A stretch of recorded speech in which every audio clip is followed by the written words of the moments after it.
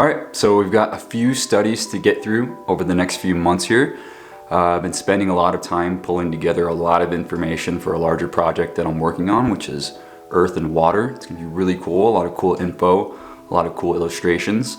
So in the meantime, I'll still be making videos about the individual studies that have been done thus far with grounding. So this topic involves the cardiovascular system, the autonomic nervous system, and the respiratory system, which we've already covered a ton thus far. So this is just kind of extra data to elaborate on that, which is great. My name is Rob, by the way, for everybody new to this page. I make videos about grounding. So let's get into it. Okay, so grounding, really short and sweet, discharging your body to the same electrical potential as the Earth, which is done by barefoot or conductive contact with the Earth.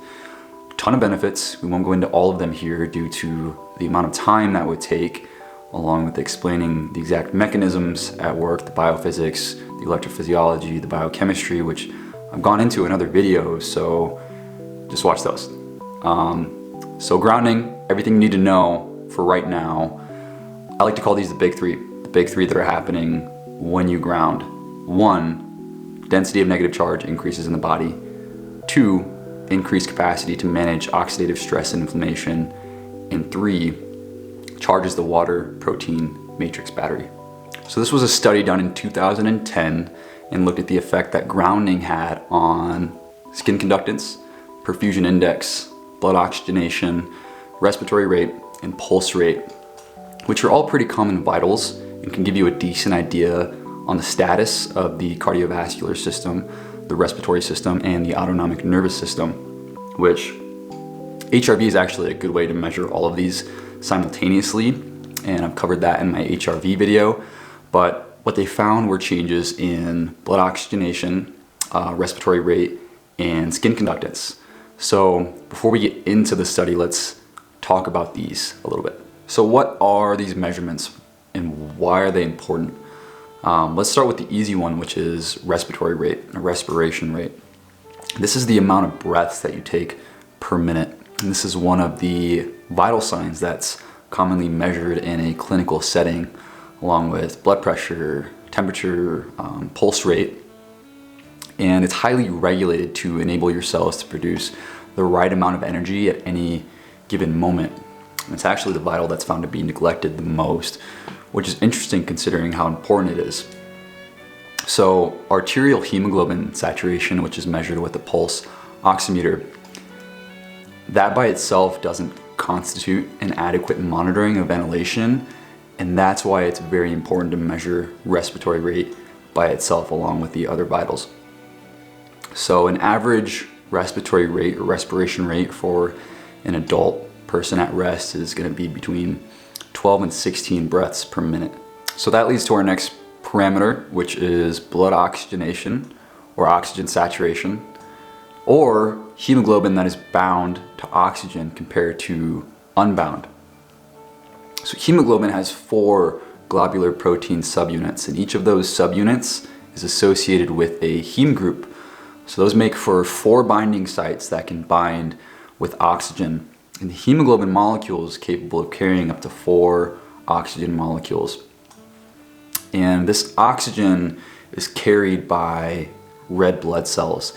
It's kind of using the red blood cells to hitch a ride to where it needs to go.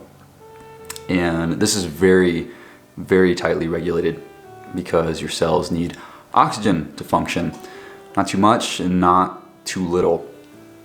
So normal oxygen saturation is going to be between 95 and 100%. Anything below that, and your body probably isn't getting enough oxygen, which is not good. All right, so our last parameter here is skin conductance, which we already know drops in response to grounding. But this is a measure of the electrical conductivity of the skin. This is typically measured by taking a couple of electrodes, putting them on the fingers of the hands, create a circuit, you run a little bit of current from one electrode to the other, and a sensor picks up the level of conductivity from the current in the circuit. So the eccrine sweat glands tend to respond when the body is sympathetically stimulated. That's the sympathetic nervous system.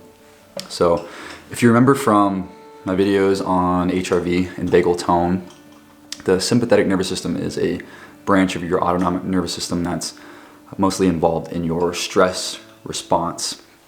So stress, sweat, that sweat has ions in it that increase electrical conductivity. The sensor picks this up and we get an idea of sympathetic brain activity. This was a double-blind study that included 14 men and 14 women.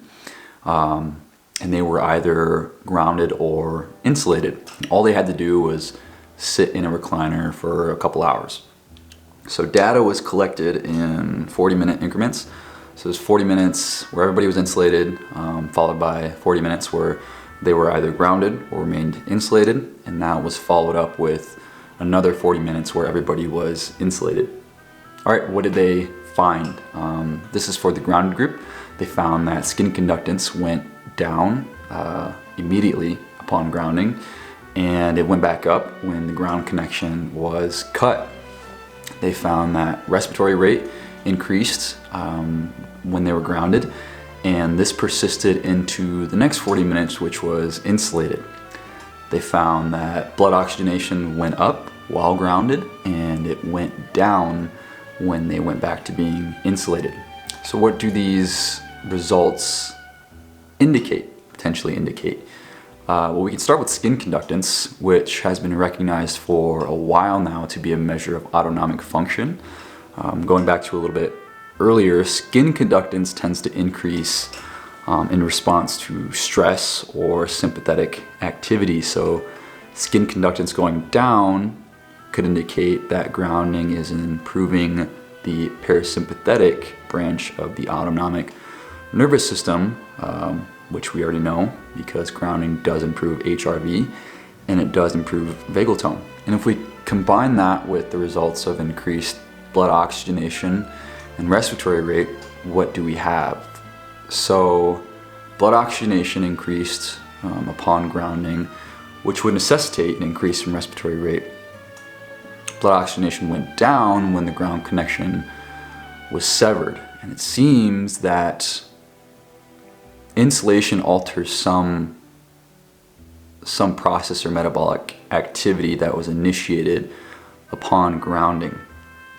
We could say potentially that grounding initiated a metabolic healing response of some sort, which would make sense considering the increase in oxygen consumption as well as the increase in parasympathetic activity, which is associated with healing and regeneration. All right, we've got parameters here that involve the cardiovascular system, the autonomic nervous system, the respiratory system, two of which we've covered thus far.